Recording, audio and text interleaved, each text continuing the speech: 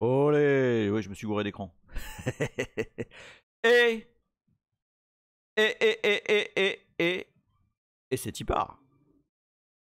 Vous avez vu, j'ai remis le chat là, mais attends, il y a Boulette qui est derrière moi, mais c'est... Ah, quand c'est Tipar, ça la fait chier, elle. Hop, elle se casse. Bon bah voilà, c'est bien comme ça, j'ai la chaise pour moi. Ah. Bon, ouais, vous avez vu, j'ai remis le chat à côté là. Mais putain, comment c'est relou. En fait, le... Zal il fait... Merde, qu'est-ce qu'il fait là le mec dans Mandalorian? Mais non. Oh, c'est gentil quand même. Les placards sont toujours ouverts. Mais bien... Rancune. Salut Rancune, des gros bisous à toi. Salut Curtis6, t'es arrivé juste quand j'ouvrais. Alors les placards ouverts et tout le bordel, c'est bientôt fini. C'est... Oh joli Lateralus Pedro S. Pascal. Oh j'aime. Ah j'aime beaucoup, j'aime beaucoup. C'est bientôt fini les placards ouverts, le bordel partout et tout. Ouh, monsieur, dame, Léa. Putain, ça fait plaisir que tu sois là. Des très très gros bisous à toi, Léa. Ça faisait longtemps qu'on t'avait pas vu. Honnêtement, c'est pas très grave ceux qui ont raté les deux premiers épisodes. Je vais faire un petit wrap-up. En fait, la dernière fois, on a galéré. Et on n'a même pas trouvé la réponse. Mais je l'ai maintenant. Ok, bah écoute, je vais essayer de pas trop traîner à démarrer. Léa dit, je suis là avec mon Proton Pack et mon Ghost Catcher. Salut DDPPTW DD. Donc c'est Pedro Pascal from scratch ici, mais vous me faites vraiment kiffer, hein, parce qu'en plus je l'aime bien, Pedro Pascal. Laurent qui dit c'est bientôt fini le placard ouvert. Alors, bah exactement, Laurent, tu as tout à fait raison. Laurent qui dit c'est bientôt fini le placard ouvert, ça veut dire, traduisons-le, dans le nouvel appart, ce sera pire, mais vous le verrez pas à la cam. Exactement. Exactement. Parce que j'aurai enfin un bureau digne de ce nom. Je t'aime beaucoup, mon petit appart. Tu m'as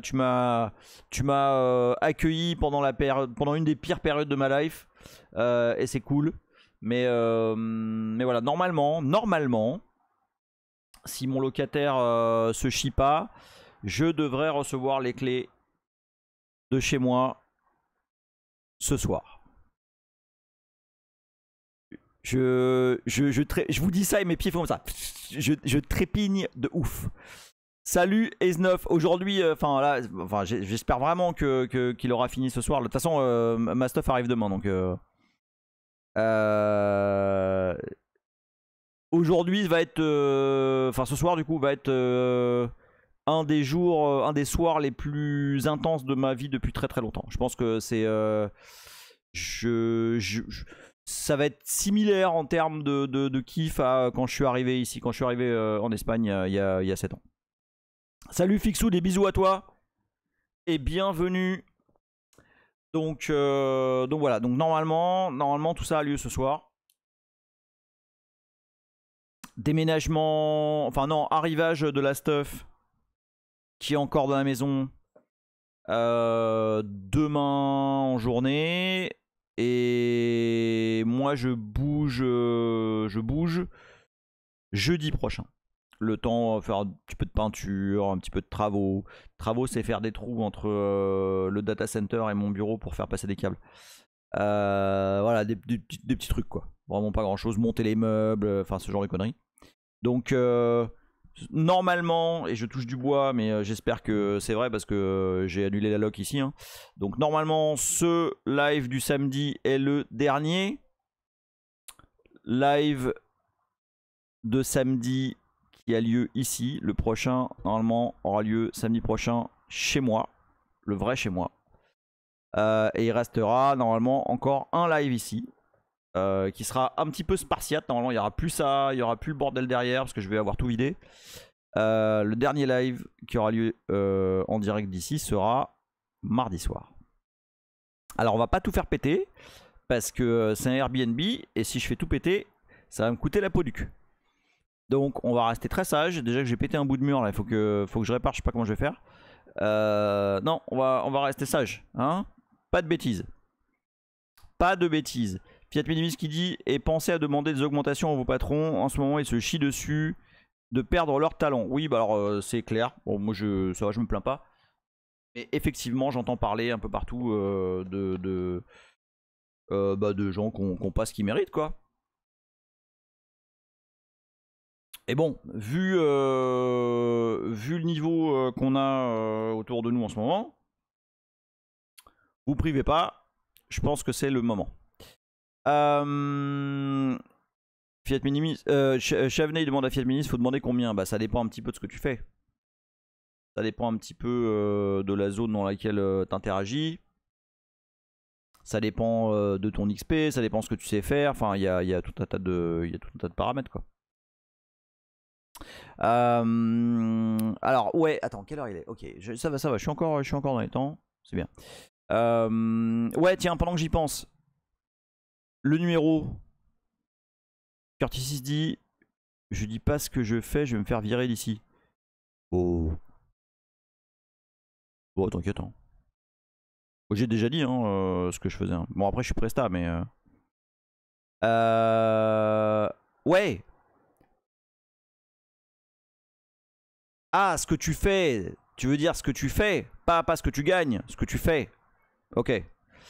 Salut Soulkate. Azel, il dit, il installe sage chez Repetto.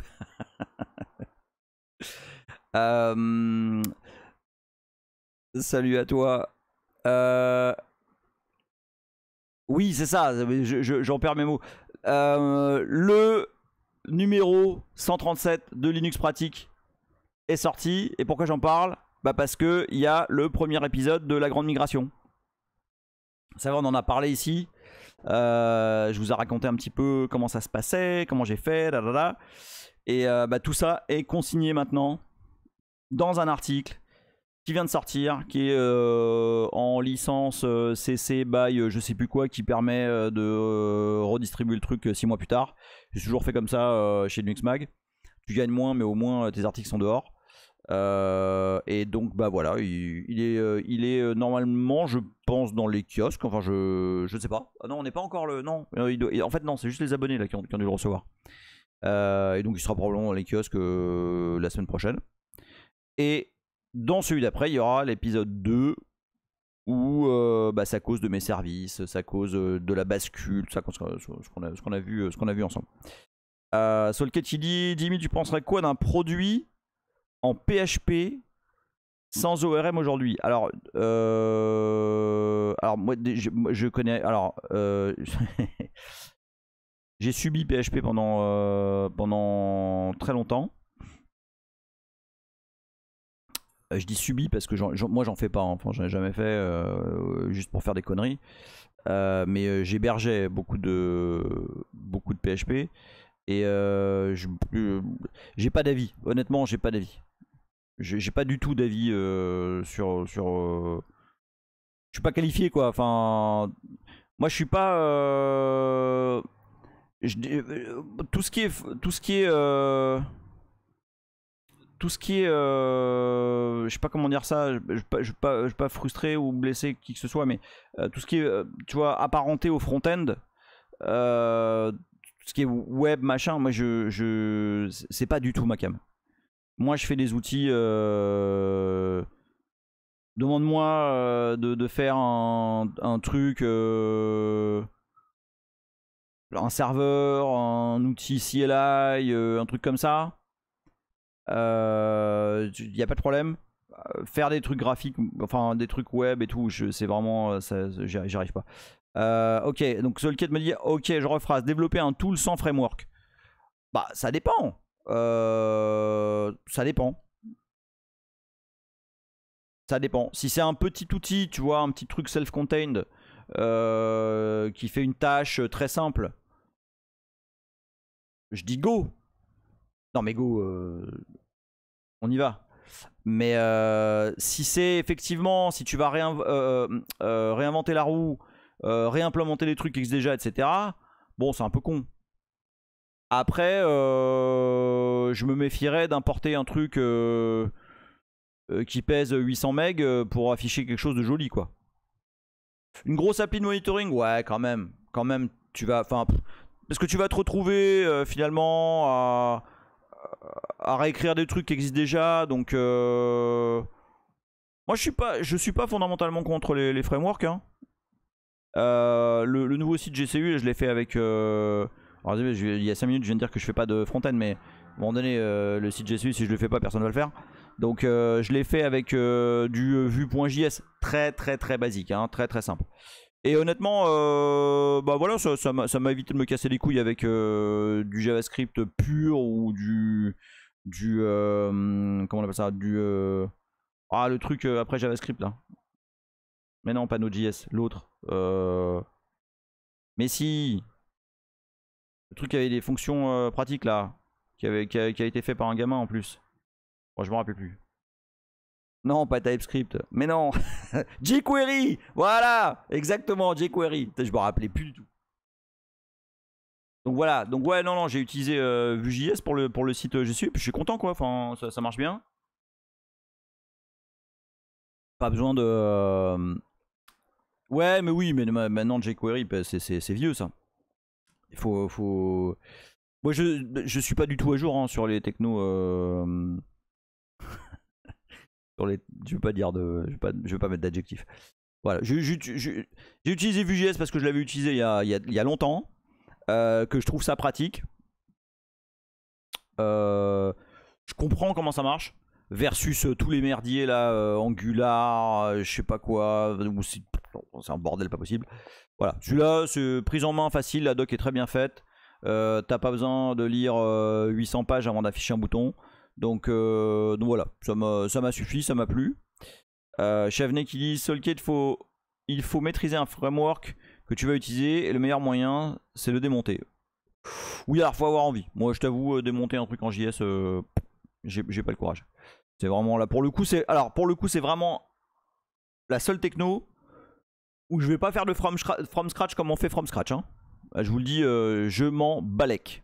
Parce que from scratch ça voudra dire démonter le browser. Donc alors vraiment non. Non. Les petits amis. Pour ceux qui étaient là il y a 2 semaines, parce que la semaine dernière il n'y a pas eu de live parce que j'étais à fucking Paris.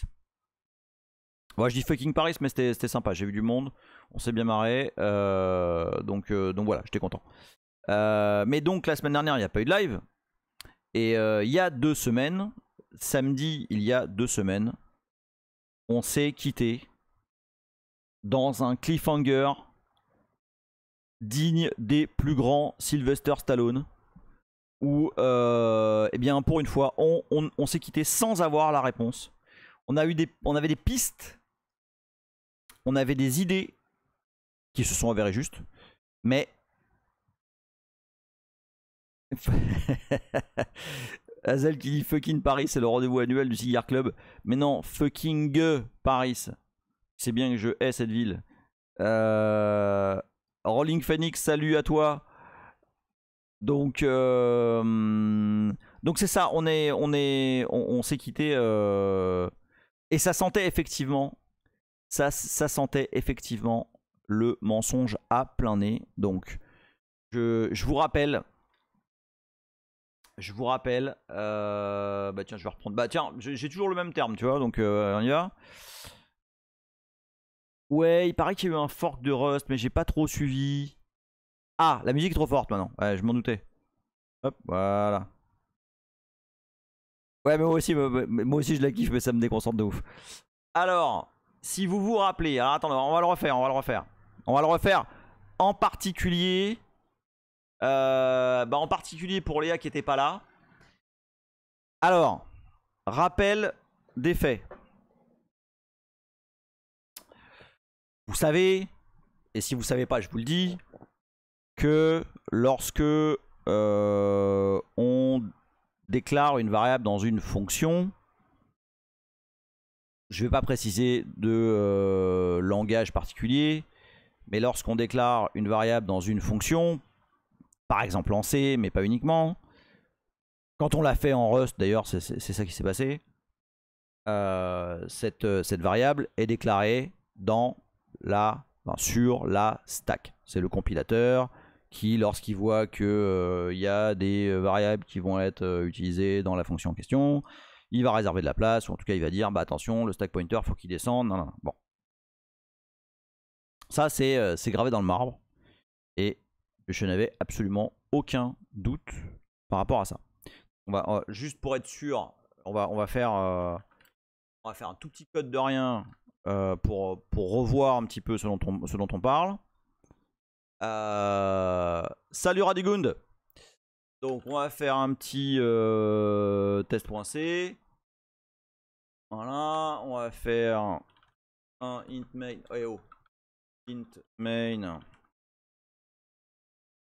d'un for beau gabarit. Hop, voilà, on va lui faire return 0. Et puis là, on va déclarer une variable. On va dire int de i, int de i. Voilà. Hop. Voilà, donc rien de ouf.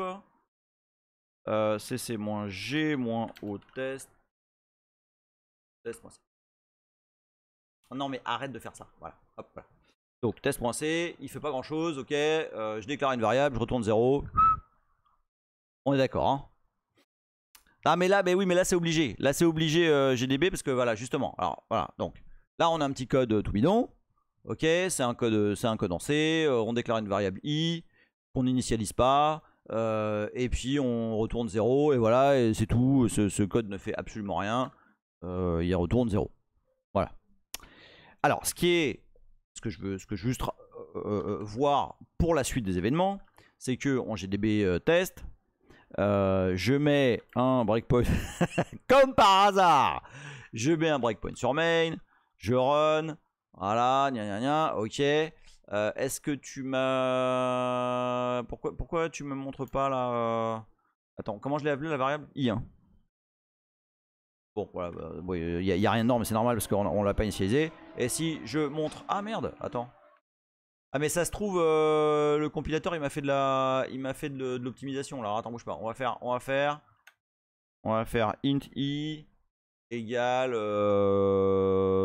Voilà, hop. Ouais, c'est ça. Il m'a fait de l'optim là. Hop, bim, voilà. Voilà, bmain, run. Voilà, ok. Donc là... je mets 2 dans i, ok, super, bon, ok. Print i, c'est 2, 0x2, et adresse de i, c'est ça qui nous intéresse. L'adresse de i, c'est 0x7 fffff, ça a une bonne tête, ça a une tête de quoi? Ça a une tête de stack. Hein, xinfo, tagadac, et voilà, tout à fait normal, i est sur la stack, voilà. Voilà, on ne discute pas, les choses sont très claires, si je regarde la structure de la mémoire virtuelle pour ce programme. Hop, zap, voilà, la stack est là, on est content, tout va bien, tout est normal. Ok? À ce stade, est-ce que j'ai été trop vite pour certains? Parce que sinon vous allez vous faire chier sur la suite. Et là, quiconque a un problème, il faut me le dire maintenant. Hein. Ouais, mais oui, mais là, normal. On a vu ça 1000 fois, donc... Mais tout le monde n'a pas fait l'essai from scratch et tout. Donc les Linux from scratch, ça, la mémoire virtuelle, ça peut être un peu encore confus et tout. Donc s'il y en a qui sont pas encore à l'aise, vous me dites. Ça va devenir compliqué. Compliqué non, mais on va rentrer dans une dimension parallèle.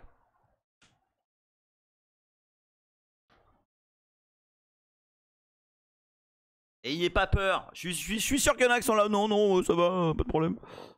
Allez. On est bon?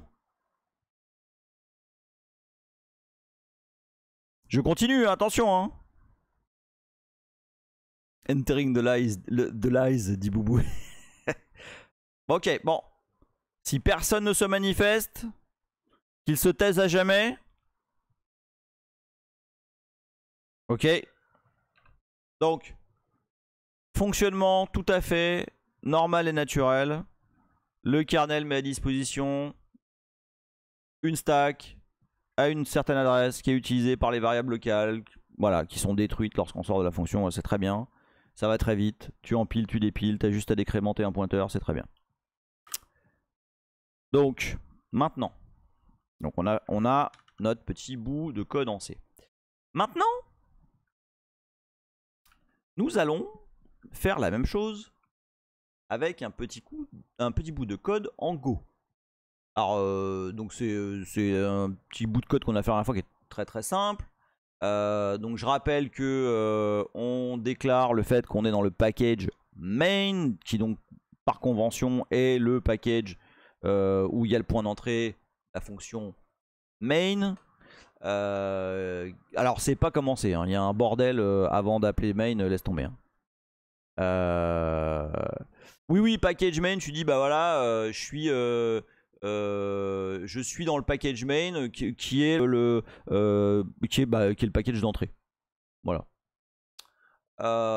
Donc comme j'utilise une fonction du module OS, et ben je dis je import OS.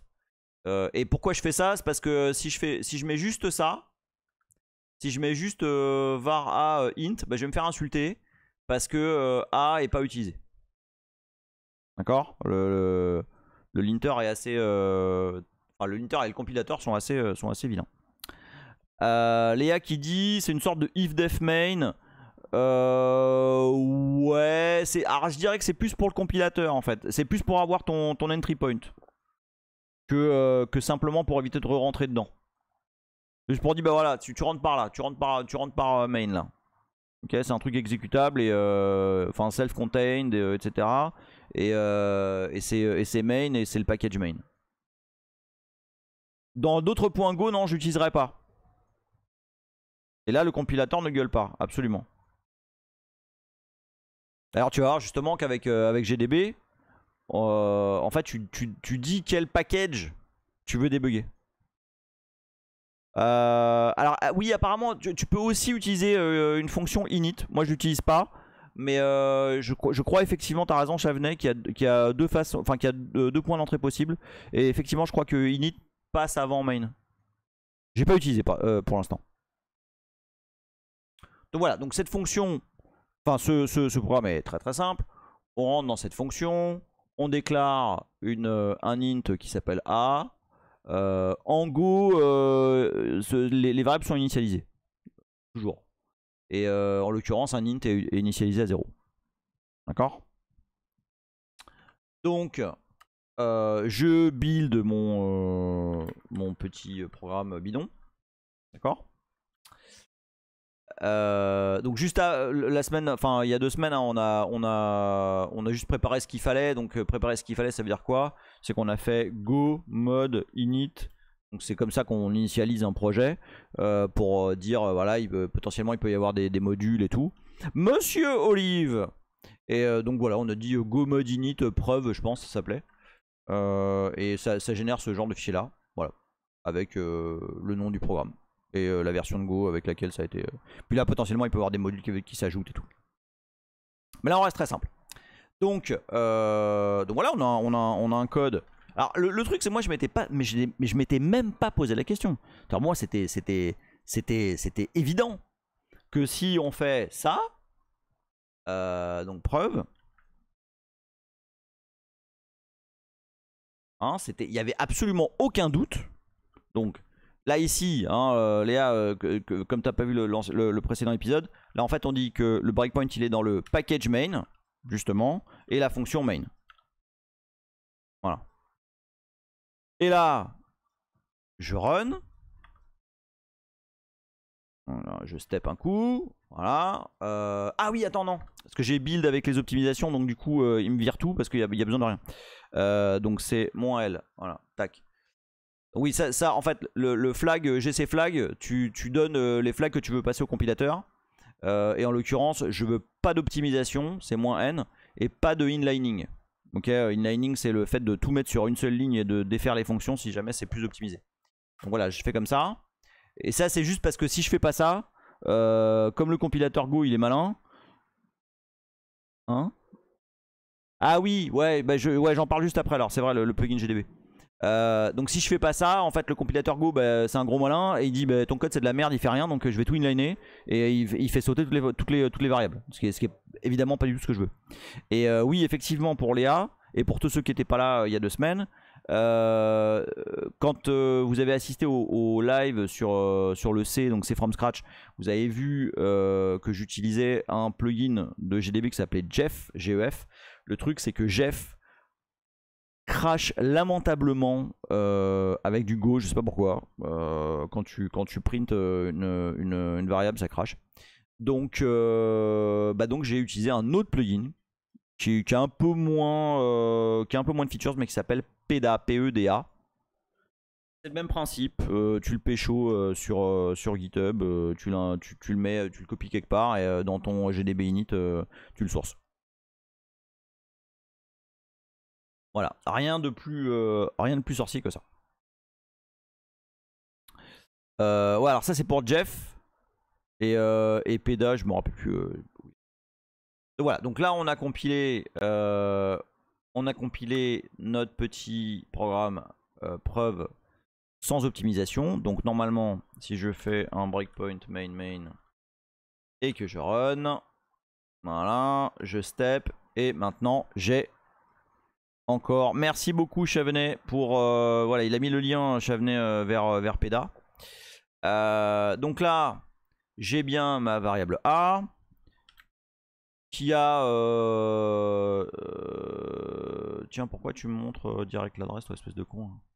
Non, si je step là. Ouais, voilà. Donc voilà, qui est initialisé à 0. D'accord.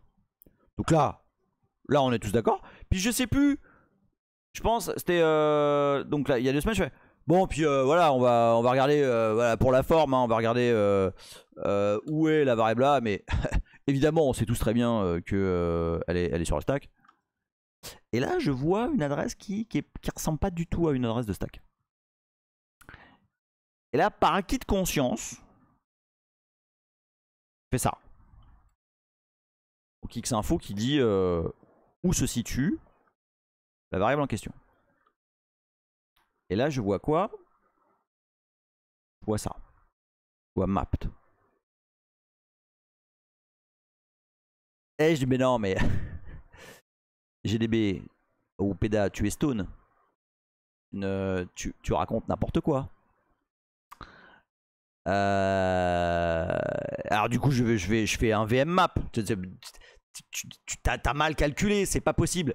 Et là, qu'est-ce que je vois? Je vois que effectivement 0C, enfin 0xC 9, et ben c'est absolument par ici. Donc dans une zone M mappée. What de ultra fuck. Alors on a essayé plein de trucs. Ouais, il doit se passer plein de trucs. Et en fait, on a présumé un truc. Salut Tregui. Valkada qui dit tu peux réexpliquer vite teuf ce que c'est une mémoire M-mappée. Alors en fait, lorsque donc dans les temps anciens, il y a pas mal d'années, il y avait globalement 2 régions dans lesquelles on déclarait ou on utilisait ou on réservait de l'espace pour les variables.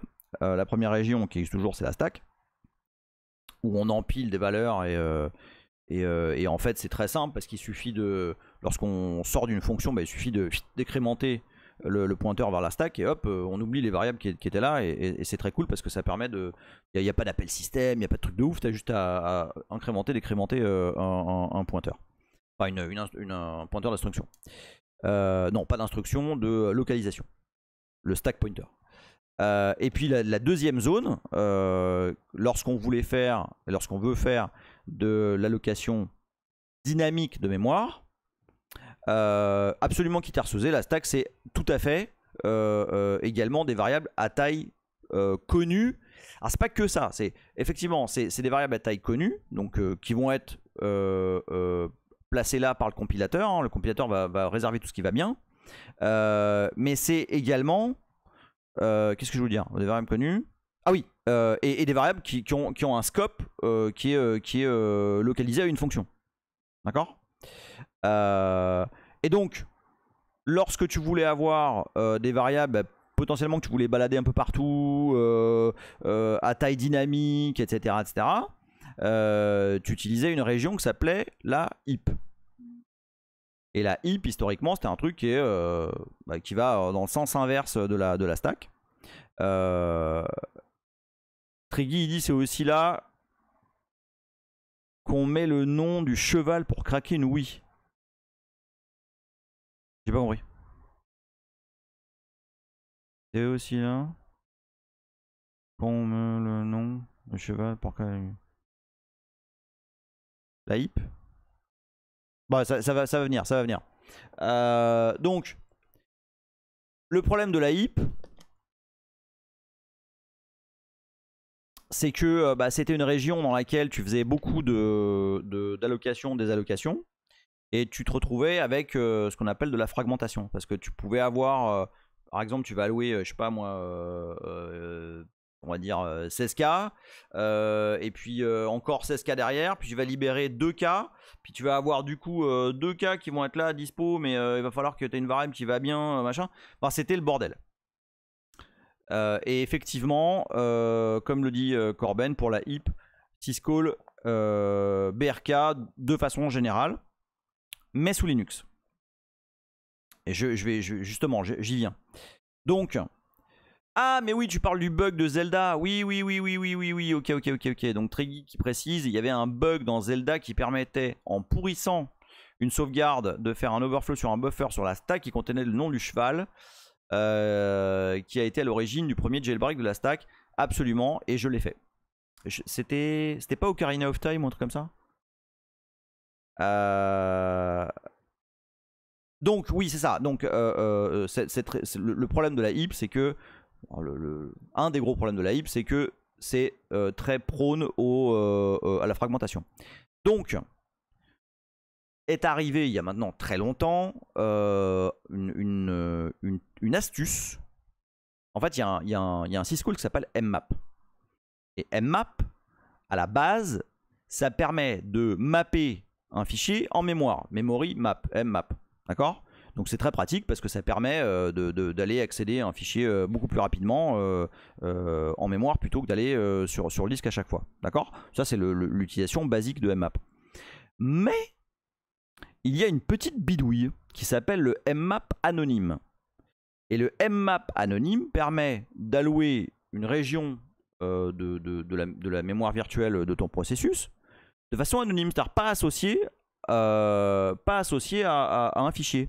Et en fait, tu peux t'en servir, par exemple, pour allouer de la mémoire. Et donc faire un peu comme la heap, mais de façon beaucoup plus élégante, beaucoup moins concentrée sur une zone mémoire, et donc pas avoir de fragmentation, etc. Ok? Vous avez pigé ou pas? Je le fais super concentré, hein, mais finalement c'est ça. Merci Lateralus qui dit c'est ultra intéressant. Il y a toute une... J'ai tout un C from scratch spécialement dédié à ça. Hein. Spécialement dédié à mmap versus la heap. Et alors, Nidouille, j'expliquais la différence entre la heap et la... Enfin, non. J'expliquais la différence entre la heap historique et les nouvelles façons d'allouer de la mémoire avec mmap. Alors, sous Linux, parce qu'évidemment, il faut toujours qu'ils fassent les trucs différemment. Sous Linux, lorsque vous faites un malloc, et honnêtement, on n'est même pas, on n'est même pas hors sujet parce que c'est justement, on est en plein dans le sujet. Sous Linux, je vais refaire, Léa, je vais refaire. Sous Linux, quand vous faites un malloc, l'implémentation de malloc de Linux continue d'utiliser la heap ancestrale, donc celle qui est juste derrière BSS, pour des petites allocations. Okay, pour éviter, comme c'est des petites allocations, il y a moins de problèmes de fragmentation.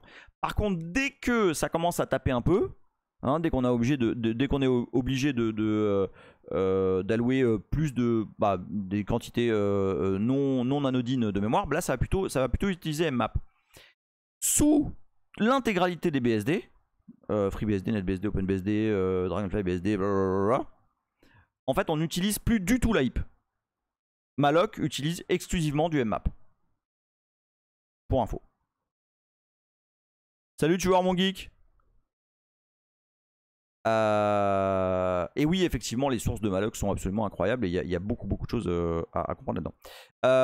Alors, Léa, sur un BSD, la heap existe encore. On appelle ça la heap. Alors, Chavenet dit, est-ce que c'est le 18 de Heap is a Lie? Alors oui, et il doit y avoir un épisode 19 qui doit s'appeler genre mmap éléphant contre hippopotame ou un truc comme ça. C'est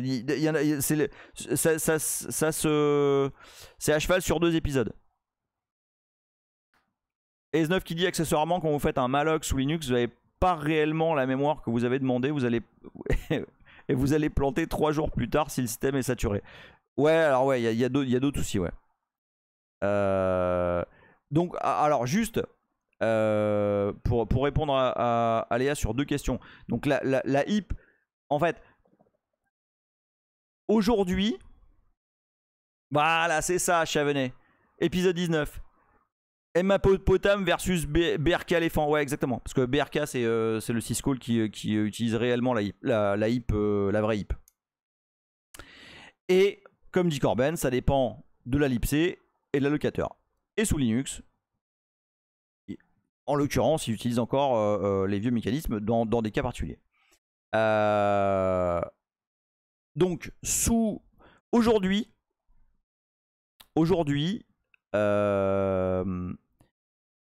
la notion de heap sur un BSD, c'est quelque chose de très...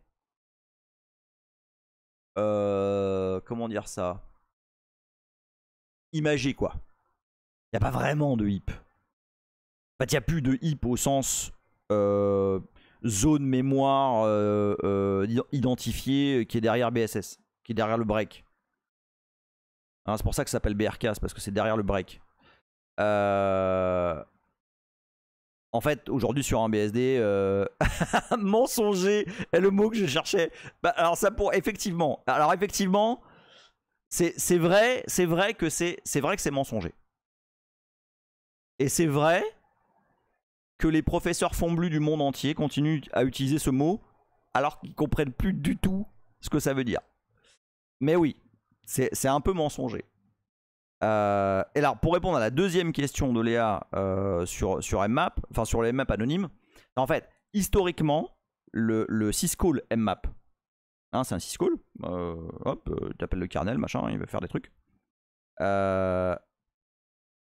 Alors Léa qui dit donc sous BSD, ils n'utilisent plus trop la heap. Non, c'est pas qu'ils n'utilisent plus trop, c'est qu'on n'utilise plus du tout la heap officielle. Il n'y a que du mmap.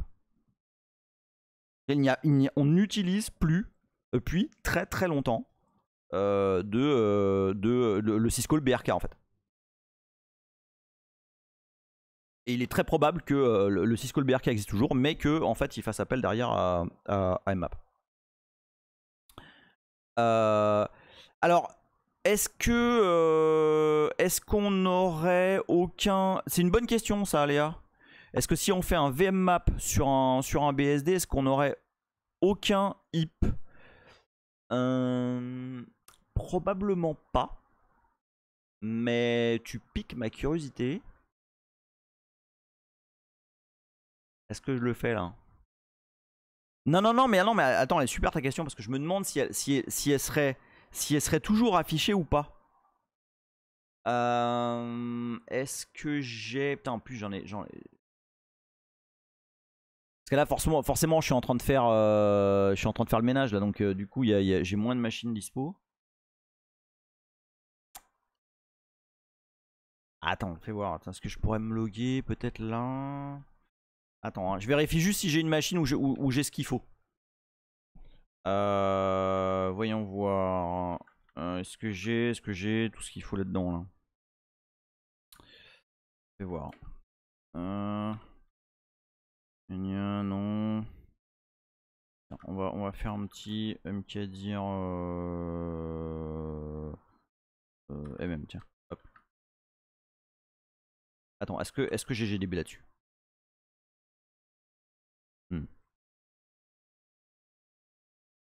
Ah ouais, la machine elle galère un peu. Ah bah tiens, c'est un GDB avec Jeff.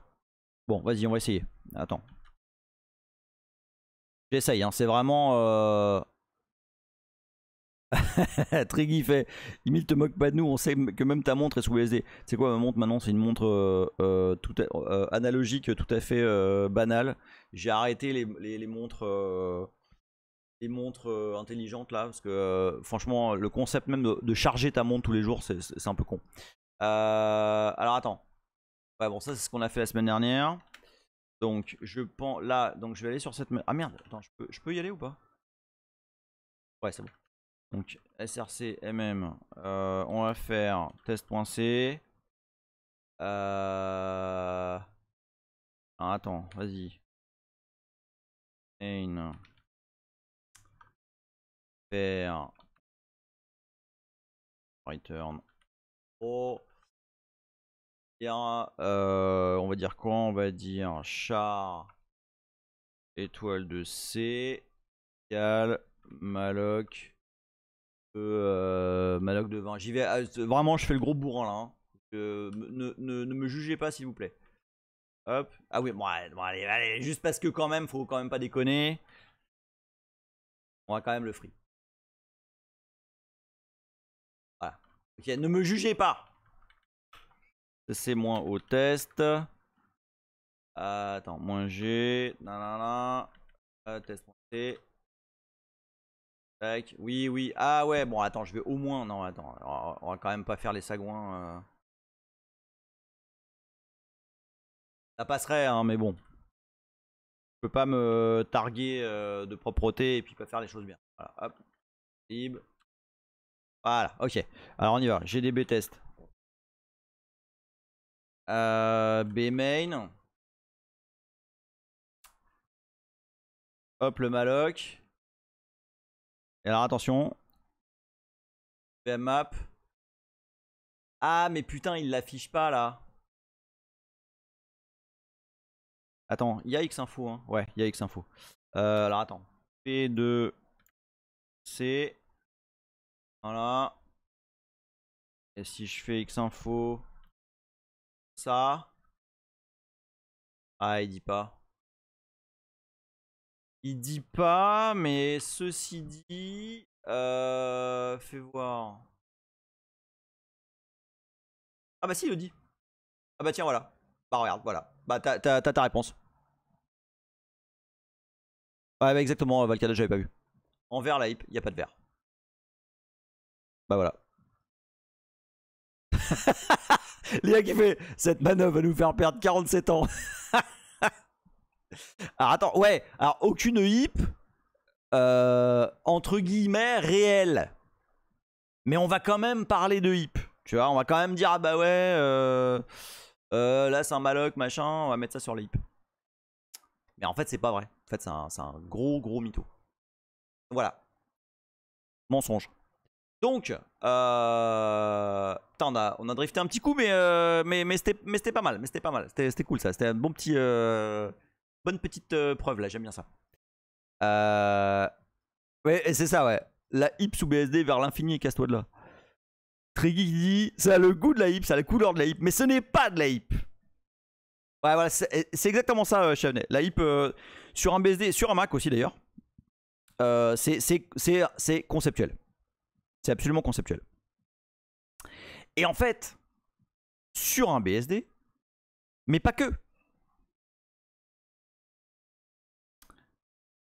sur un Linux aussi, dépendant du langage. Et en l'occurrence, avec Go. On va y revenir. Donc, je reviens à nos moutons. C'est bon là, j'ai tout le monde là. Vous avez pigé l'histoire de mmap anonyme et tout J'ai pas redéroulé l'histoire du mmap anonyme. Donc, mmap à la base, je redis, c'est un syscall qui permet de mapper un fichier en mémoire. Donc c'est très pratique parce que du coup ça te permet de seeker sur un fichier très vite. Mais il y a une petite bidouille, je sais même plus de quand ça date d'ailleurs, qui consiste à appeler le syscall mmap avec en argument, au lieu d'avoir un fichier, ce qu'on appelle un mmap anonyme. C'est-à-dire que tu ne mmap pas un fichier en mémoire, tu mmap rien. Si tu mmap rien, bah tu alloues juste de la place en mémoire. Et allouer de la place en mémoire, bah, c'est l'équivalent de l'allocation de mémoire. Et en l'occurrence, maintenant, c'est ça qui est utilisé partout. C'est clair? Ça, c'est... En gros, tu mmap fichier rien. Corben, il fait, j'ai tout compris. Faut pas demander ses papiers à Monsieur Map. C'est bon, c'est clair ou pas? Alors man mmap, hein, vous allez tomber sur Anonymous Map, Anonymous Mmap, voilà. Triggy il fait pas tout compris. On peut faire un nmap du debugger et un malloc au debugger pour comparer? Alors non, je te vois venir. Non, je te vois venir. Ok, alors je refais. Normalement, enfin normalement, non c'est pas normalement, c'est historiquement, le syscall mmap permet de mapper un fichier, donc un fichier en mémoire, ok. Ça a beaucoup d'avantages et notamment celui de ne pas avoir à réouvrir le fichier, machin, enfin, c'est... Est-ce que ça va? Le concept de mapper un fichier en mémoire.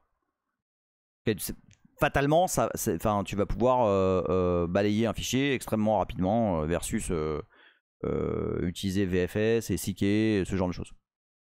Ok. Donc ça c'est l'utilisation originelle de mmap. Mais il y a une feature de mmap. Parce que quand tu mmap un fichier, bah forcément tu dis la taille que tu vas vouloir mmapper. Tu vois, le fichier il fait 1 meg, bon bah tu vas mmapper 1 meg. Là, tu vas dire bah voilà, mmap 1 meg du fichier slash varlib, je sais pas quoi, peu importe. Arpentor il fait Anonymous mmap. Non, c'est mmap, M avec un M. C'est memory mapping. Hein, c'est pas nmap, c'est mmap.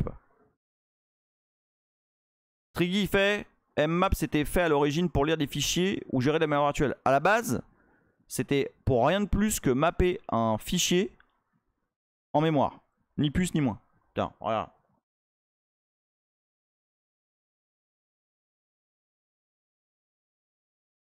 Tu vois, le man de base, il dit mmap, munmap, map or unmap files or devices into memory. Voilà. C'est son objectif dans la vie, c'est de mapper des fichiers quelque part dans ta mémoire virtuelle. Okay, donc du coup, bah, ça te retourne un pointeur. Donc du coup, derrière, tu peux... Enfin, c'est juste beaucoup plus rapide. Ça vous... Enfin, vous voyez, enfin, c'est évident que si je mmap un fichier, je vais pouvoir aller le balayer beaucoup plus vite. Léa qui dit, et donc au bout d'un moment, ils se sont dit, eh mais c'est trop bien. Et si on utilise la place de la IP? Non, alors oui, en fait, je pense que le modèle mental, et vous voyez, c'est ça la différence. Pour moi, c'est ça la différence entre des gens comme nous qui utilisons des trucs. Tu vois, Ah, Tinoz qui demande est-ce qu'on peut mmap devram? Probablement. Comment on appelle ça? Résultat unknown, tu vois. Alors, tu vois, J'aime bien ta question, Léa, parce que moi, je pense que ce qui fait la différence entre des gens comme nous, ou peut-être que dans l'assemblée, il y a des gens spécialement géniaux. Mais je pense que, tu vois, la différence qu'il y a entre un génie et des gens qui utilisent les trucs qu'on leur donne, quoi, c'est que un génie, il va voir un truc, comme une fonction mmap, et puis il va se dire, et si je mmappais autre chose que ce pourquoi c'est prévu? Et si je mmappais rien?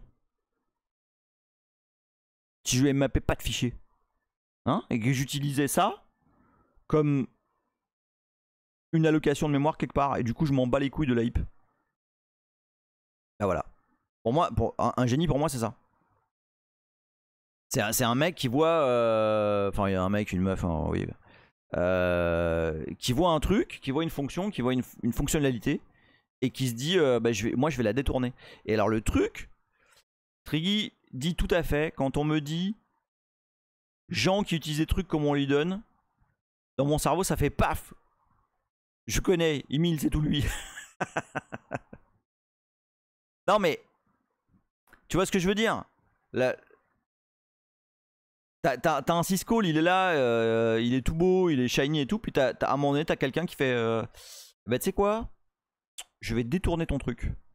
Et puis bah maintenant c'est devenu quelque chose, c'est devenu, voilà, attends où est-ce que c'est? Ah voilà, c'est devenu Anonymous Mapping, dont l'objectif n'est pas de mapper un fichier en mémoire, mais de mapper rien en mémoire, juste d'allouer la place, comme si on allait mapper un fichier en mémoire, mais en fait, on a juste réservé de la place.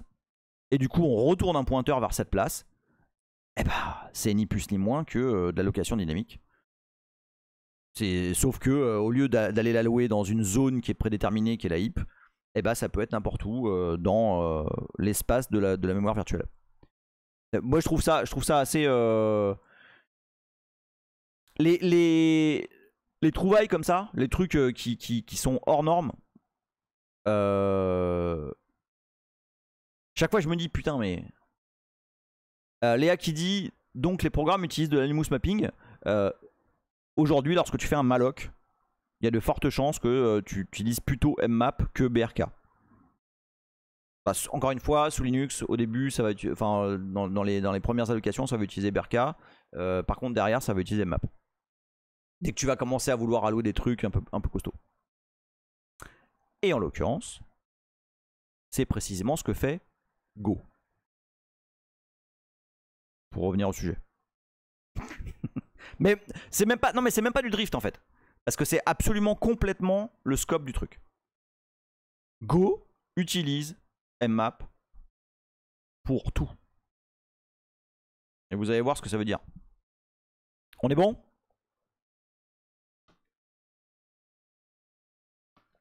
Alors, je reviens à notre petit...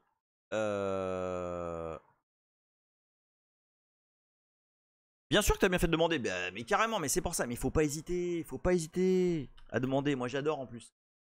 Donc je reprends mon petit preuve là. Main. Radegun qui dit la définition du hacking, on détourne ce pourquoi l'objet a été prêt. C'est exactement ça. Et alors, voilà, parfait. L'anonymous mapping, c'est absolument un détournement de ce pourquoi avait à la base été prévu mmap. Et c'est génial. Voilà. Donc, j'ai mon petit breakpoint, je run, je step, ma variable A au 0, je regarde son adresse, what the fuck, qu'est-ce que c'est que cette merde? Comment ça, 0xc, normalement ce truc là, c'est dans une fonction, ça devrait se trouver dans la stack, alors que là, tu es en train de me dire que c'est dans une région mmappée, donc une forme de heap. Alors, heap, à partir de maintenant, là, en Go, quand je vais parler de heap, c'est un mensonge. C'est un abus de langage total. C'est juste pour dire, une région mémoire allouée dynamiquement. Est-ce que ça vous va comme deal ou pas? Parce que vous allez voir ça partout. Allez 0x5642, je t'ai vu passer, je t'ai pas dit bonjour. Bisous à toi. On connaît les raisons pourquoi Go a préféré utiliser mmap. Attends. Oui, je vais vous la donner la raison. J'ai creusé le sujet, j'ai regardé, j'ai compris. Je vais vous dire pourquoi. Donc ça vous va comme deal je vais parler de HIP comme d'un concept, comme disait tout à l'heure Chavenet. Mais ça va être notre petit secret, tu vois, on va faire comme ça là. La HIP. D'accord? Voilà. Entre nous, on saura que c'est faux. Mais parce que si vous allez regarder des tutos sur le net et tout machin, tout le monde parle de HIP machin. Go, ah oui, Go, ça utilise la HIP. En fait, personne sait ce que ça fait. Enfin, personne. Peut-être même pas, peut-être 1% des tutos que j'ai vus qui expliquent vraiment, oui, bon, alors en fait, ça fait du mmap, c'est pas vraiment la HIP. Les gens te jettent des mots, tu vois. Hop, la HIP, la stack. Corben qui fait le meilleur film de Kung Fu sur Unix, Ip Man.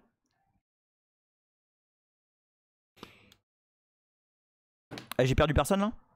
Vous êtes toujours avec moi ou pas? Là on va révéler le mensonge là. Ok.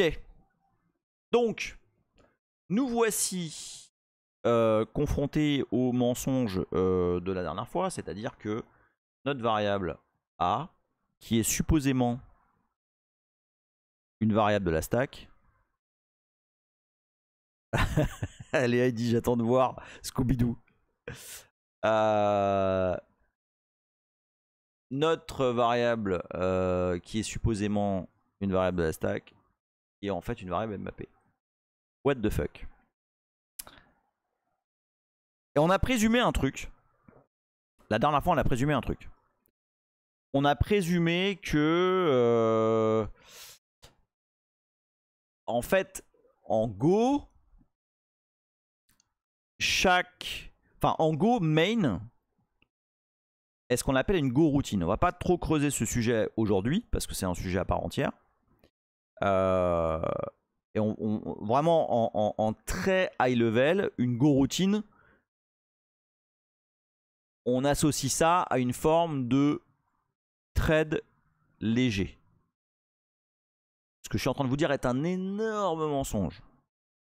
Mais on va y revenir. Okay, on va revenir très largement sur les Go routines, sur qu'est-ce que c'est en vrai, sur comment c'est starté, enfin voilà. Ok. Mais dites-vous que de base, main, c'est déjà un thread.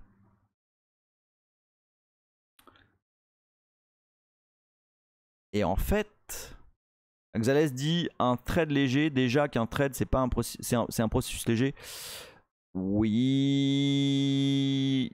je vais y revenir. Probablement pas aujourd'hui, mais je vais y revenir. Et en fait, là, l'éclair de génie.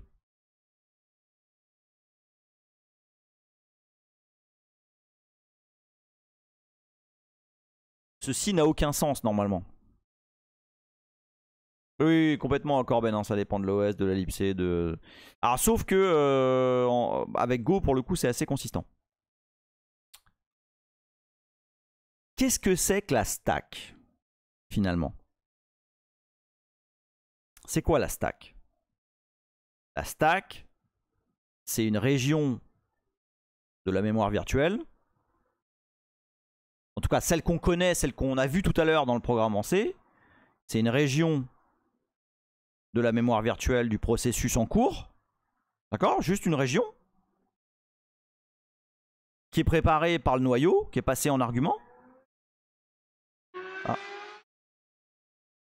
Petite moto qui passe en toute tranquillité. Je sais pas si vous l'avez entendu. Pareil, hein, les bruits ça va être moins important dans pas longtemps. Donc c'est une région de mémoire. Ah, vous l'avez entendu, ouais.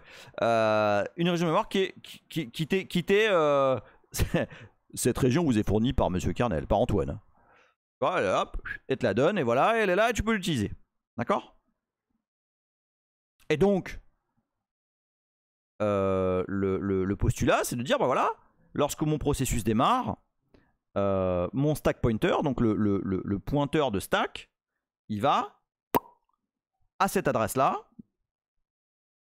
Et voilà, on est content, c'est comme ça, c'est standard depuis la nuit des temps. Mais,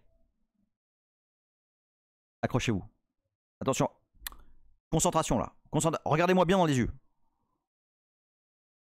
Qu'est-ce qui empêche de faire pointer?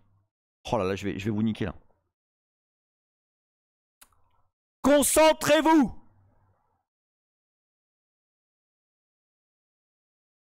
Qu'est-ce qui empêche de faire pointer le stack pointer sur une adresse mmappée? Oh putain.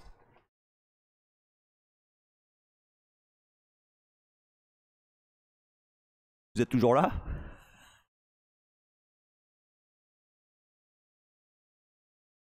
Ça va ou pas? Ça va?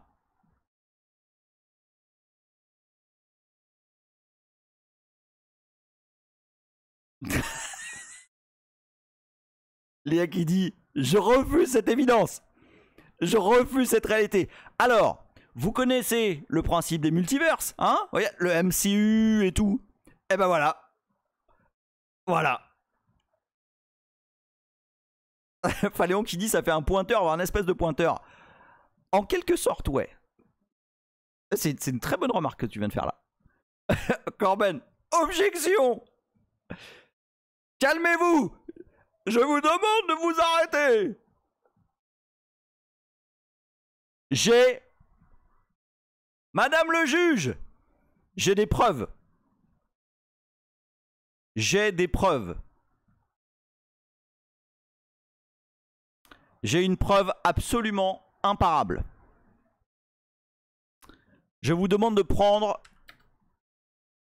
Vous savez, vous faites un peu d'hypnose ou pas? Respirez, comme ça. Allez, on respire, allez, on va faire un exercice tous ensemble, d'accord? Parce que moi ça m'a fait ça hein, quand je l'ai vu la première fois. Donc, on va faire un exercice tous ensemble. Allez, on inspire. On retient.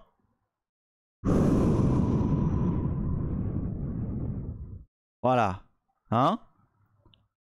Guitare Sosé qui dit en même temps, la hip, c'est les queues le haut de la stack. Non, non, non, c'est le bas. Calmez-vous, calmez-vous. J'ai une preuve. Je vous montre la preuve tout de suite. Vous êtes prêts? Je vais afficher l'adresse du stack pointer. Et là, qu'est-ce que vous voyez?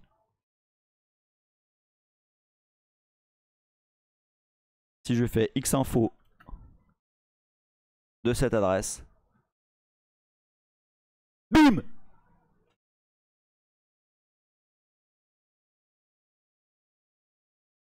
En fait, main utilise bien une stack. Mais ça, stack.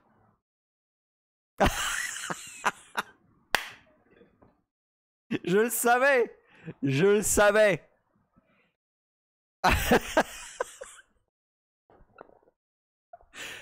La preuve est là. La preuve est là. Elle est là. Eh oui. Eh oui. La vérité. Eh oui, Léa. En fait, tu sais, vous savez quelle est la seule data qui est dans la vraie stack et encore pas pour longtemps? Tout à fait, Tinoz, c'est exactement ça. Chaque GoRoutine a sa propre stack. Toine 512 qui fait « Je le savais !» dit-il avec son chapeau en alu sur la tête. On l'avait présumé la semaine dernière. Non, enfin il y a 2 semaines. Mais on n'avait pas de démonstration. On ne l'avait pas prouvé. Là, on le prouve. Léa qui fait appeler l'armée. Alors en fait, Kitersosé qui demande c'est plus facile pour l'interopérabilité ou c'est pour autre chose. En fait, chaque go routine fait sa propre vie en fait. Il y a pas. Ah oui, attends, j'ai oublié de. Alors Valkada qui demande est-ce qu'on pourrait reproduire son comportement en C. Oui, mais attends, je vais y venir. Je vais y venir parce que du coup j'ai tiré sur un fil qui m'a fait dire t'es vraiment un tocard parce que voilà. Je vous le dis après. Lateralus qui dit du coup ça fait mécanisme contre les buffer overflow qu'il y ait une stack par go routine. Est-ce que ça fait un mécanisme anti-buffer overflow?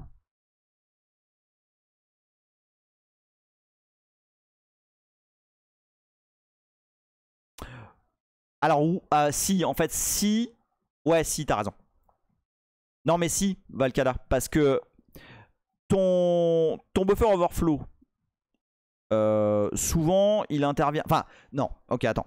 C'est un mécanisme anti-buffer overflow pour aller remonter sur des paramètres de la stack de base de ton process. Tu vois, typiquement, tu vas pas pouvoir remonter sur argc, argv, les variables d'environnement, ce genre de choses. Tu vois. Mais après, rien ne t'empêche. Bah, Kitersosé, je pense que si en fait. Rien ne t'empêche de remonter. Mais je pense que Go a des mécanismes justement pour éviter ce genre de choses. Alors attends, parce qu'il y a plein de questions en même temps là. Léa qui dit mais donc en C, si on fait du mmap pour de la stack heap, on pourrait éviter les hacks sur les mémoires.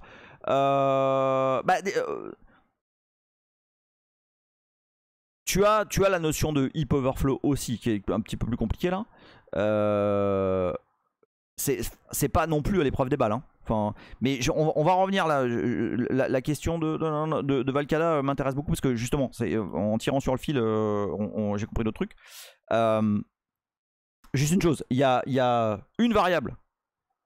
Enfin non, il y a une variable qui est réellement dans la vraie stack. À votre avis, c'est laquelle?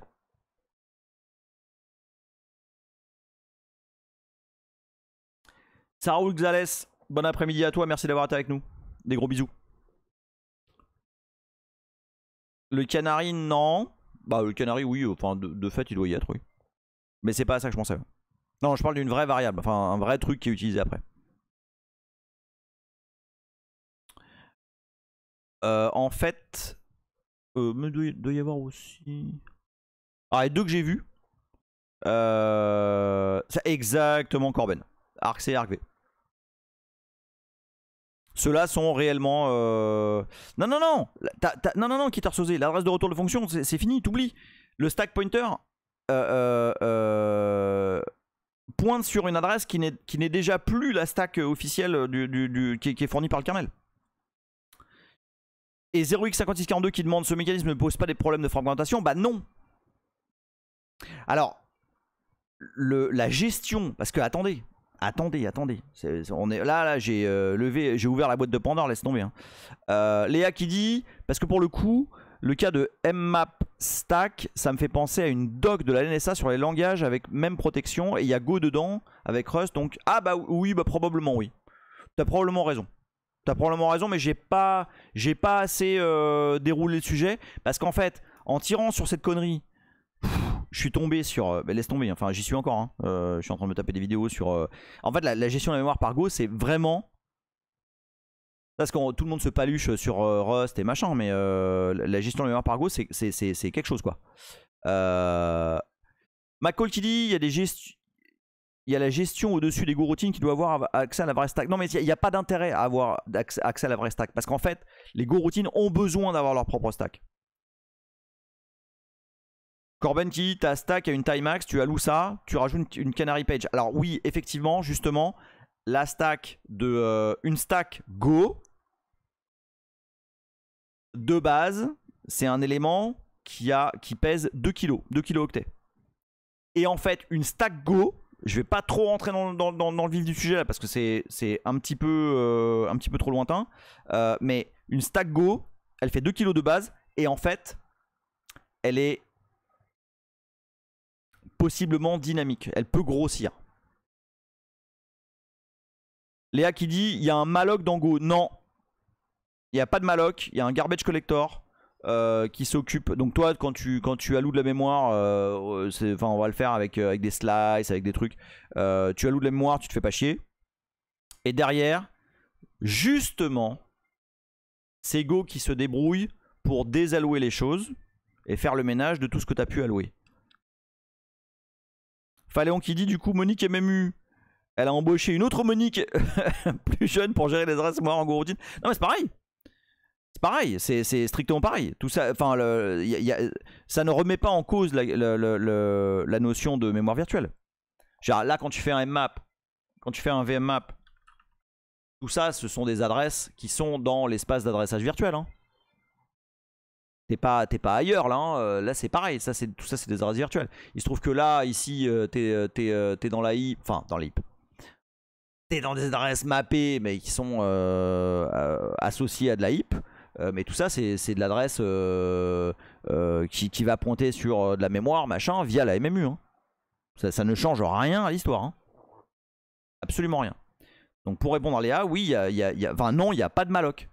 Il y a un truc qui s'appelle make quand tu veux créer une variable, enfin quand tu veux donner allouer une taille particulière. Mais il n'y a pas de malloc à proprement parler et surtout il n'y a pas de free en fait. Bonne soirée Chavenet, merci d'avoir été avec nous. Corben qui dit avec Jimin on tape dans le tas. Bah exactement. Exactement. Donc, parce qu'en fait, je vous disais, en tirant sur le fil, forcément je suis obligé de comprendre au moins dans les grandes lignes comment l'allocation mémoire fonctionne avec Go. Et c'est un truc particulier quoi. En fait Go utilise l'allocateur de Google qui s'appelle tcmalloc, qui a une façon d'organiser la mémoire justement pour éviter la fragmentation qui est super, qui est vraiment, enfin c'est incroyable. Enfin c'est pas incroyable mais c'est quand je parlais de génie tout à l'heure, c'est ça aussi quoi. Hazel qui dit les RH ont fait un mail. Elle veut pas qu'on l'appelle Gonic. Donc en fait, notre variable A, elle est absolument sur la stack, mais pas dans la stack officielle fournie par le kernel, mais par la stack qui est allouée à cette goroutine qui est main. Toine qui dit je comprends toujours pas comment ça peut fonctionner quand tu mmap un fichier, c'est de la mémoire qui existe, mais mmap rien. Mais non mais tu t'en fous parce que quand tu utilises mmap, regarde, attends, on va revenir sur le man. Quand tu mmap, tu donnes une taille. Tu vois? Tu donnes absolument une taille. Donc, en l'occurrence, là, il se trouve que dans un mmap anonyme, tu donnes pas de file descriptor parce que t'as pas envie de mapper un fichier. Mais à la base, tu mmap une taille. Donc ça ressemble finalement à un malloc. McCall, ta phrase, elle peut faire mal. Mais je vais la lire, mais elle peut faire mal. Tu mmap un non-fichier, donc tu as de la mémoire, mais pas correspondant à pas un fichier. Voilà, je suis sûr que maintenant c'est clair pour tout le monde. Je vous souhaite un bon dimanche. Ok, j'avoue que c'est pas le truc le plus clair de la Terre. Twain qui dit je parle pas.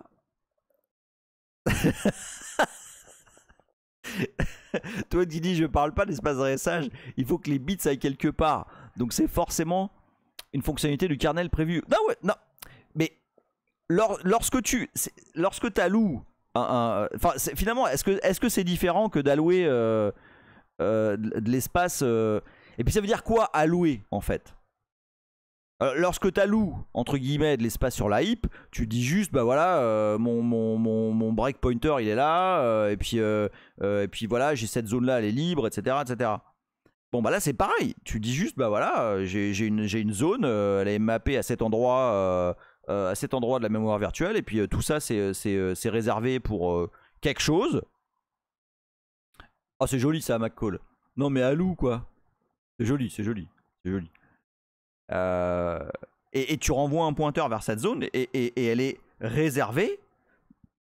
Elle est réservée quoi par ton appel à mmap. Et donc t'as personne qui va aller taper dedans parce qu'elle est réservée. Mais il se trouve il se trouve qu'il n'y a rien dedans. Je sais pas si une zone mmappée anonymement elle est initialisée à 0. Je ne sais pas. Je sais pas. Faléon qui dit tu dis juste à Antoine de réserver une place pour la fourgonnette. Ouais exactement. Mais tout ça c'est la sauce de Go hein. Et en fait mais après je taille un peu les gens qui font des vidéos et des articles sur le sujet sans vraiment vraiment dire ce qui se passe. Mais en fait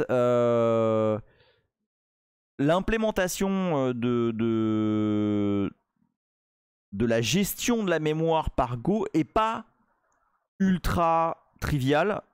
J'ai pas trouvé beaucoup de documentation, j'en ai trouvé, mais pas beaucoup. Donc c'est pas le truc le mieux documenté de la Terre.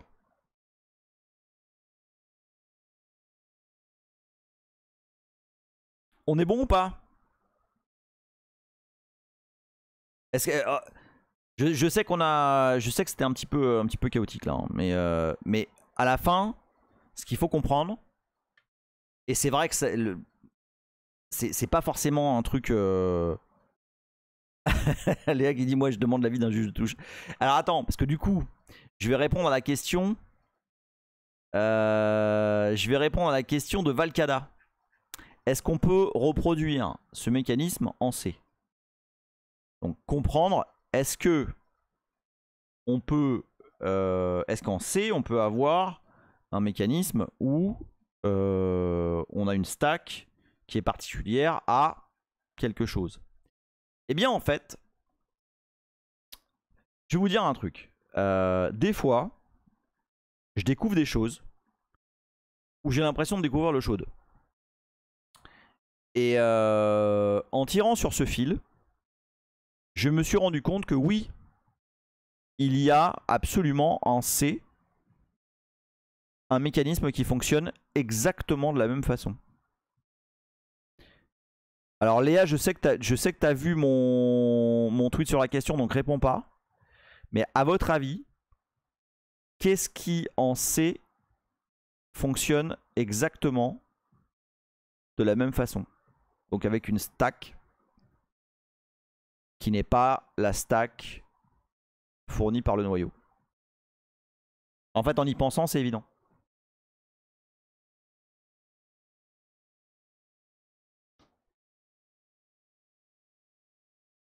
Ouais, mais Corben, tu serais... Bah voilà, Laurent aussi, il sait. Alors en fait, oui. Les threads. Lorsque vous créez un thread sur un Unix quelconque, Linux, BSD, peu importe. Et ben si vous printez le stack pointer, vous allez voir que l'adresse de la stack en fait est une adresse qui est mappée.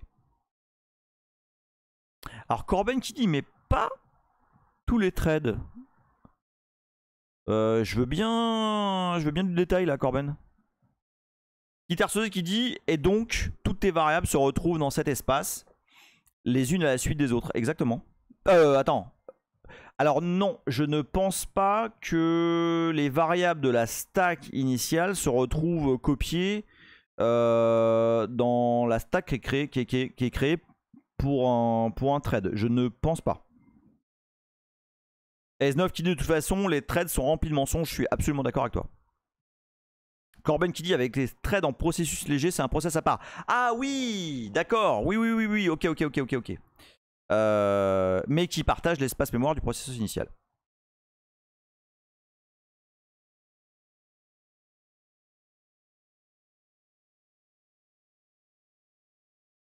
Donc, enfin voilà, quand je suis tombé là-dessus, et pareil, hein, j'ai pas trouvé des milliards de docs sur la question, mais en creusant un peu, on trouve. Et ben j'ai compris que oui, le mécanisme était finalement le même. Et en fait, ça a énormément de sens parce que. Alors, je fais juste un sneaky peek sur le sujet. En fait, les go routines sont des mini threads au-dessus de threads réels. Lorsque vous lancez un programme en Go, la première chose qu'il fait, c'est qu'il lance autant de threads qu'il y a de CPU dans votre machine. Et sur ces threads sont exécutées des go routines plus légères. More to come là-dessus. Mais juste ayez à l'esprit. Vous savez pourquoi ça m'intéresse, pourquoi j'ai compris un truc en voyant ça. C'est que lorsqu'on lance... tiens, je pense que je peux le faire là. Lorsqu'on lance GDB, vous allez voir. Lorsqu'on lance GDB sans plugin, sans rien, sur un programme en Go, regardez bien ce qu'on voit. Je pense que je peux le faire comme ça. Alors que tu fais. Attends, on va mettre B. Et run. Voilà. Regardez. Regardez bien. Vous voyez ça? Juste après avoir lancé, enfin, en lançant en runant mon programme Go, je vois 4 threads qui sont lancés. LWP c'est Lightweight Process. Donc c'est des threads. Ok, il y a 4 threads qui sont lancés en exécutant mon programme Go. Et bien ça c'est pourquoi? C'est parce qu'en fait, je vous le donne en 1000.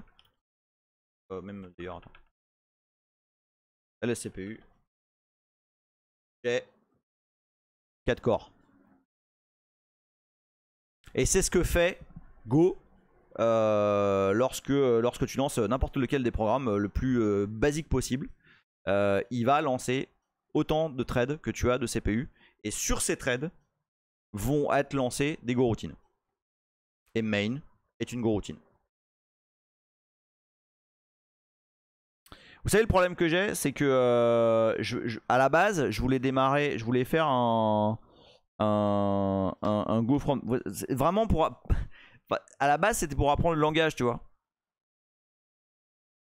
J'avais pas du tout prévu tout ça. Mais la dernière fois, je me suis fait prendre en traître.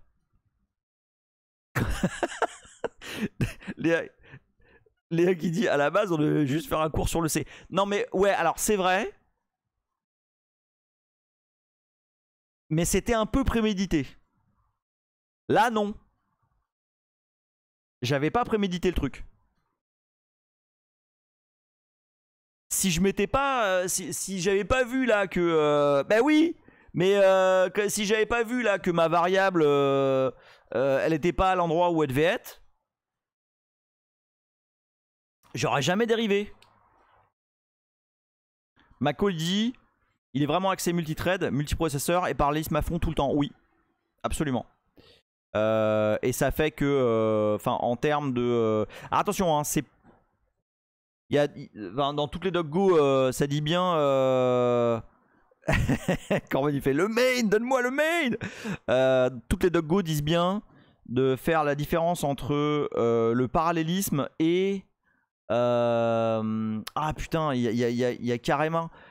Alors Go est extrêmement rapide. Ouais, attends, bouge pas. Parce que je me rappelle plus de la phrase exacte.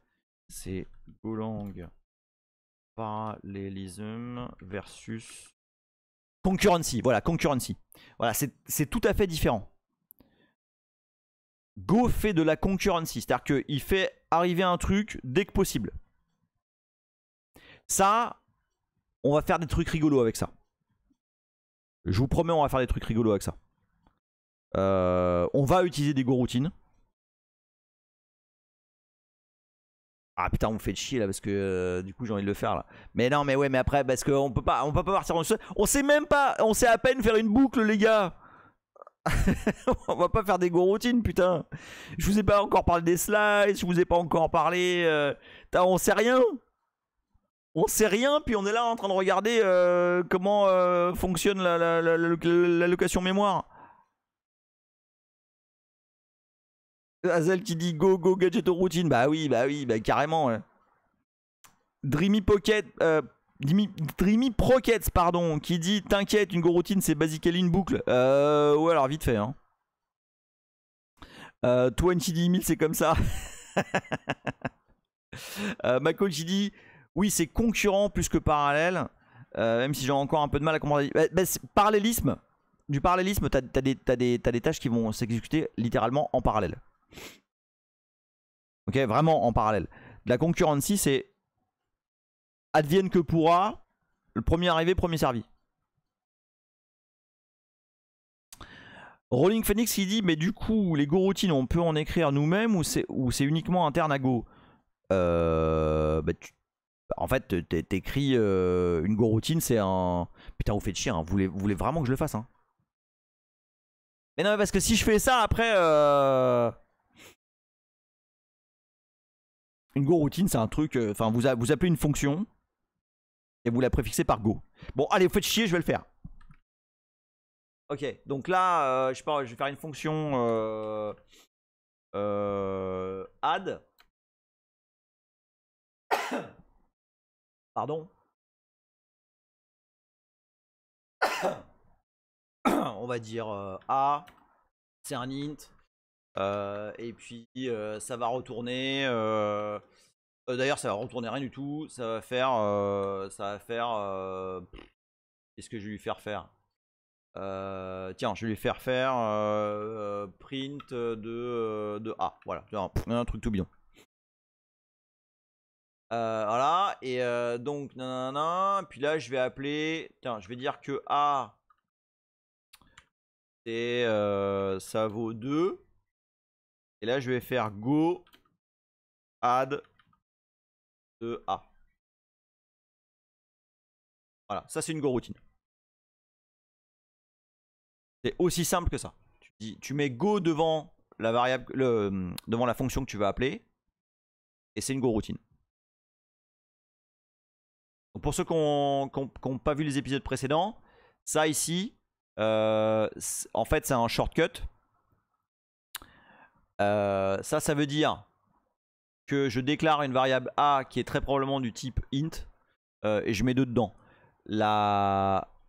Attends, Léa qui dit ça fait quoi? Une fonction normale qui va s'exécuter dans la go main. Alors non en fait, ça va créer littéralement une go routine, donc une sorte de thread léger extrêmement rapide, mais qui va s'exécuter de façon parfaitement asynchrone. Parfaitement asynchrone. N'oubliez pas qu'ici on est déjà dans une go routine là dans main. Ok, donc on va pas attendre ici. Ça va spawn. Mais ton main il va finir avant. Si je fais ça, la fonction va être appelée de façon synchrone. Là, on va le faire, tiens, c'est un bon exercice. Regarde. Donc, bon là je vais pas, je build standard. Voilà. Si je fais ça, bon bah ça m'affiche 2. Voilà, c'est absolument séquentiel, tout à fait. Tamoil qui dit est-ce que ça ressemble un peu aux acteurs en Erlang? Je n'en sais rien du tout. Je ne connais rien à Erlang. Mais par contre, il y a quelqu'un de très très balèze en Erlang dans l'assemblée, c'est Monsieur Olive. Je sais pas s'il est encore là, mais lui saura répondre. C'est absolument ça, Léa. Shoot and forget. Regarde bien. Mais je vais pas vous expliquer. Enfin, on va pas aller plus loin que ça. Là, je vais faire go. Donc là, je déclare. J'appelle ma fonction comme une go routine, donc un peu comme un thread. D'accord? Regardez bien ce qui va se passer. Là, si je lance preuve, qu'est-ce qui se passe? À votre avis?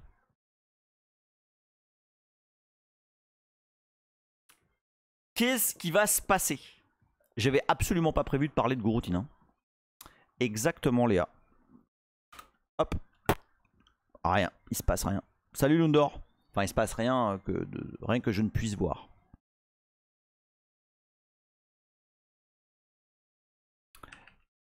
Par contre, si je fais, par exemple ici, je vais faire time.sleep de... Alors c'est comment c'est time.second je crois. Je vais sleep 1 seconde. Ok. J'utilise la fonction sleep du package méthode. Et en paramètre, on lui donne le temps qu'on veut qu'on veut sleep. Là, ça marche. Parce qu'on a attendu assez longtemps pour que la goroutine s'exécute. Évidemment, ceci est absolument ignoble. Hein. C'est tout à fait, c'est pas du tout comme ça qu'il faut faire. Lorsqu'on veut attendre que des trucs s'exécutent, il y a plein de façons différentes, mais une façon c'est d'utiliser ce qu'on appelle des wait groups, où en fait chaque goroutine va incrémenter un wait group, et à la fin on va attendre que tous les wait groups finissent avant de partir. Voilà. Je vois qu'il y a des amateurs de Rick Hunter. Réponse? Rien. En C c'est la même. Si jamais, oui, là tu parles de trade, Lundor. Si jamais je fais des trades. Alors c'est un petit peu plus casse-couille quand même hein, à gérer les trades. Hein. Et l'attente et ce genre de choses. Là honnêtement, enfin, les goroutines c'est un des trucs que je trouve extrêmement pratique et extrêmement facile à manipuler. Alors que c'est quand même un truc de pété. Enfin, en termes de concurrency, tu peux extrêmement facilement faire un truc qui cartonne tes CPU en parallèle entre guillemets, mais enfin plutôt en concurrence, sans avoir de galère, d'attente, de trade, etc., etc. Donc moi je trouve ça quand même assez stylé. Donc voilà, je veux pas trop insister sur les goroutines parce qu'on va en parler. On va parler parce que là c'est bien gentil mon truc, mais faut que je puisse avoir du retour, tu vois. Typiquement, si jamais il y a des choses ici, là j'ai fait un print, mais faut que je puisse synchroniser de la data, tu vois. Et là tu comprends bien que je veux pas faire un x égale go de machin, ça va pas du tout marcher. Donc il y a d'autres notions. Alors, je reprends juste rapido où on en était la dernière fois. Et après, on va s'arrêter parce que ça fait déjà 1h30. La dernière fois, la raison pour laquelle on a regardé où étaient les variables, c'est parce que en fait, j'avais bêtement déclaré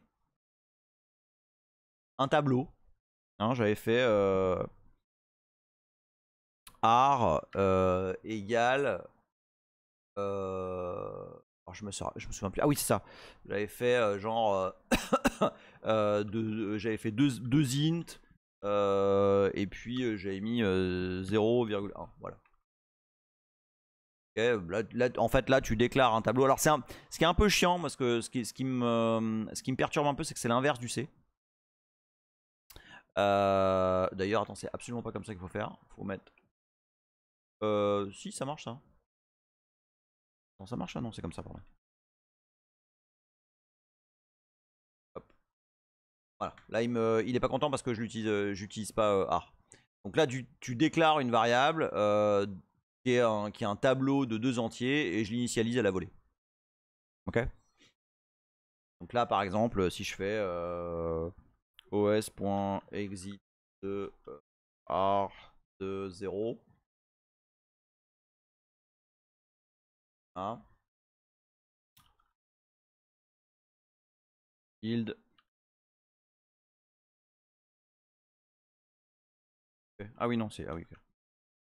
Voilà. Là, j'envoie le premier élément du tableau. Et là, si j'envoie le deuxième élément du tableau. Tac, qu'est-ce que ça va faire? Là, ça va me faire. Hop, ça me renvoie un. Okay. D'accord? Eh, vous parlez plus là. Vous êtes toujours avec moi ou pas? Donc ce qu'on avait fait la dernière fois, c'était ça. On avait. J'espère que vous êtes pas perdu par cette syntaxe là. Hein. Je peux faire ça aussi. Ok, je déclare. Ah tiens, pourquoi il est pas content là?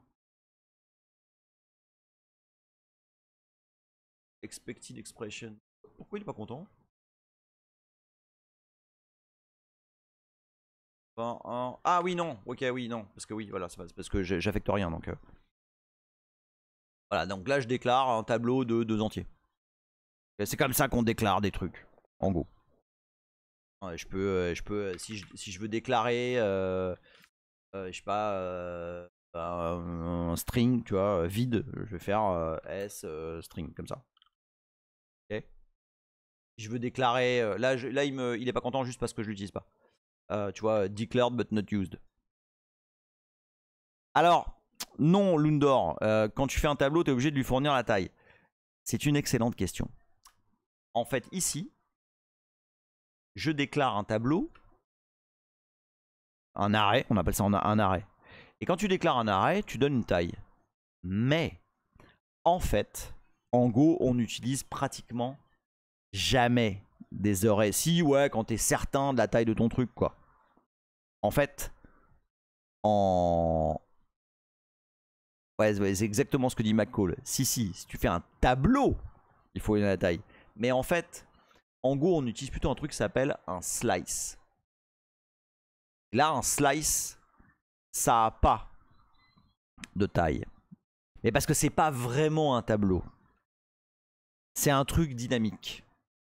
D'accord? Et donc, par exemple, je peux faire var ar égale un slice de int fait 0, 1, voilà. Et ça va avoir le même fonctionnement que tout à l'heure.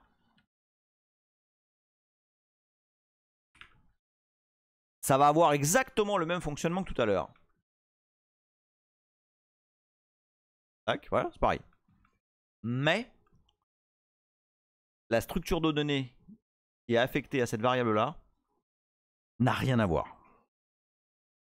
Ici, enfin, quand on fait ça, si je fais ça, j'ai réellement un tableau. Donc qu'est-ce que ça veut dire? Et c'est là-dessus qu'on était. Normalement, c'était supposé être le deuxième épisode. Hein. Tac. B main run step, voilà. Et si je print, donc si je print A, ah merde. Ah pourquoi il me l'a pas? Ah non, c'est AR. Voilà. Tu vois, j'ai littéralement un tableau de 2 éléments. Hein, tu vois, hop.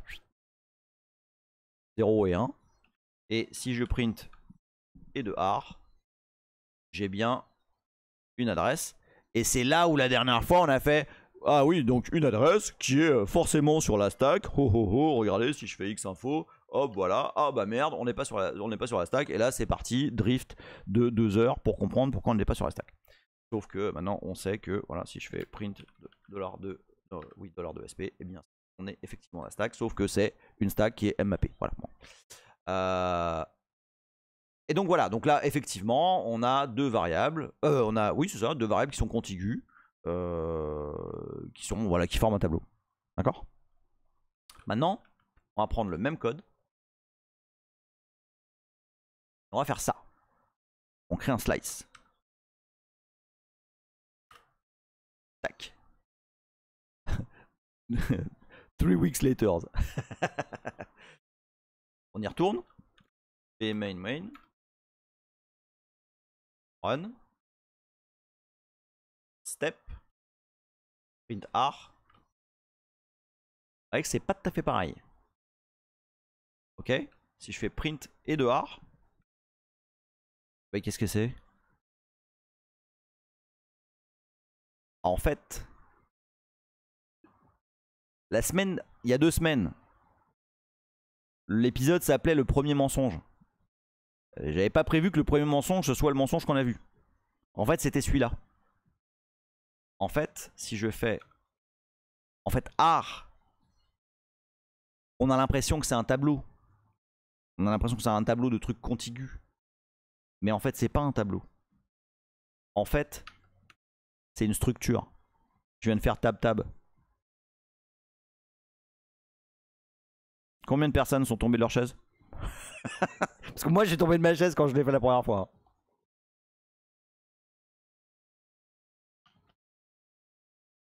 Non, en fait, je pense que tout le monde s'est évanoui il y a plusieurs minutes. Parce que plus personne n'est rien. Donc, vous savez quoi? Je vais garder ça pour la prochaine fois. La prochaine fois, on attaque. Oui, exactement, Tamwile. C'est, t'as effectivement une capacity et une length. Et en fait, la data, elle est réellement ici. Et en fait, c'est un pointeur avec une capacity et une length qui sont bah là en l'occurrence je les ai pas spécifiées, elles sont merde, attends, non, ah bah si, bah pourquoi ça, j'ai pas le droit de le, ah, j'ai pas le droit de l'afficher, dis donc. Ah oui non, c'est $cap je crois. Non mais c'est cap de je sais plus quoi, je sais plus comment ça marche, mais GDB il a une syntaxe spéciale pour ça. Je pense c'est pas ça. Ouais, c'est ça, voilà. $cap de AR et $len de AR qui sont les mêmes là en l'occurrence. Là c'est trop là. Là c'est trop pour un seul épisode. Je sais, c'est trop là. Là j'ai trop tiré sur le truc. C'est pas grave, ça fait un petit spoiler. Ça fait un petit spoiler de l'épisode de la semaine prochaine. Les pointeurs sont dans la stack. Alors attends. Où est-ce que je suis là?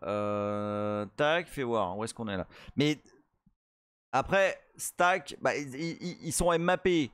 Mais oui, l'adresse. L'adresse, elle est. Hazel qui jette sa chaise. Ok, on va arrêter. Je vous promets. Oh non, parce que là, je sais. je sais que c'est trop. Je sais que c'est trop pour une fois. On va arrêter là. Parce que là, ça fait déjà 1h03 qu'on défait des mystères. Donc, on s'arrête là pour l'instant. Il y a beaucoup de mensonges. Boubou du Charon qui est là. Oh ouais, non mais hey, croyez-moi, quand je découvre le truc, je suis là, bon. Corben qui fait My brain is on fire. Non mais pareil, je m'attendais pas à du bordel comme ça. Hein. Je m'attendais pas à ça. C'est un petit peu plus... Valkada qui dit je vais passer l'après-midi sur GDB. Oui, ça fait souvent ça. Merci Maniac0x qui vient de se sub en prime pour le 10e mois. Des gros bisous à toi. Hazel qui dit un petit résumé constructif et mnémotechnique des découvertes du jour pendant que je reconstruis mon mobilier. Eh ben écoute, si je veux résumer, la chose importante qu'on a vue aujourd'hui, c'est que en fait, chaque goroutine et main est une goroutine. Dispose de sa propre stack qui est mappée donc. Voilà exactement ce que dit Corben. TLDR, Go a des sous-process qui ont mmap leur propre stack. Voilà. Et Tinoz a raison, the heap is a lie. Oui, et encore plus en Go qu'ailleurs, the heap is totally a lie. Voilà. Je suis toujours un peu inquiet de ces épisodes là parce que on est supposément en train d'apprendre le Go Mais en même temps, il n'y a que du GDB à l'écran. On va faire du Go, hein. Je vous promets, à un moment donné. Ouais, mais c'est ça en fait qui m'inquiète, Valkada. C'est ça qui m'inquiète un peu. C'est que finalement. Mais en même temps, voilà quoi. Tu vois, si on sait pas les structures de données qu'on manipule, après, on fait n'importe quoi, tu vois. Je sais pas. Zorix5642 qui dit bah, tout ce qui a été vu depuis 2 ans, tu le démontes en un épisode. Mais non, mais oui, mais non. Mais c'était oui, mais parce que c'est spécifique au langage. Tinos qui dit on apprend comment fonctionne le Go plutôt que comment l'utiliser. Oui, il y a un peu de ça, il y a un peu de ça. Non mais ça va être plus concret là. Là, il y avait besoin de dépiler sans blague à part. Hein, dépiler.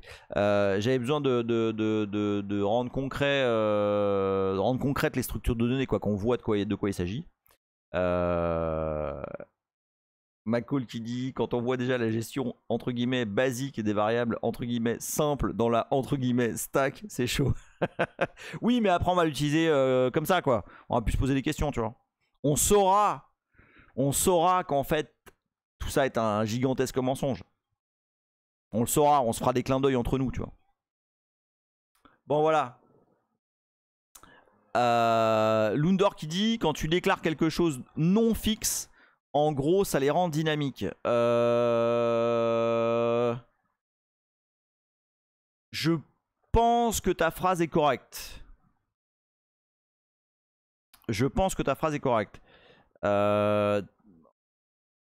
En gros, ce que tu dis, c'est dès que tu commences à manipuler une variable qui risque de se balader quelque part entre les fonctions, et je parle de son adresse, tu vas basculer sur la heap.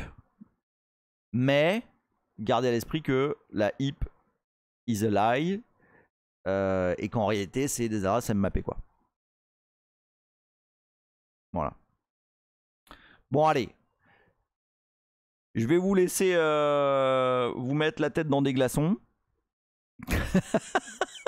Hazel qui dit Hazel saigne du liquide céphalorachidien par les yeux.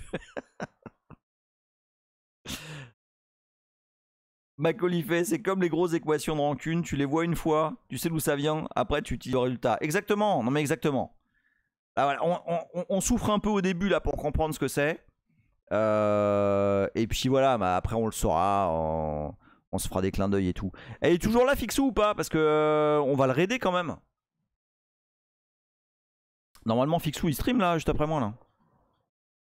Je sais pas ce qu'il fait aujourd'hui.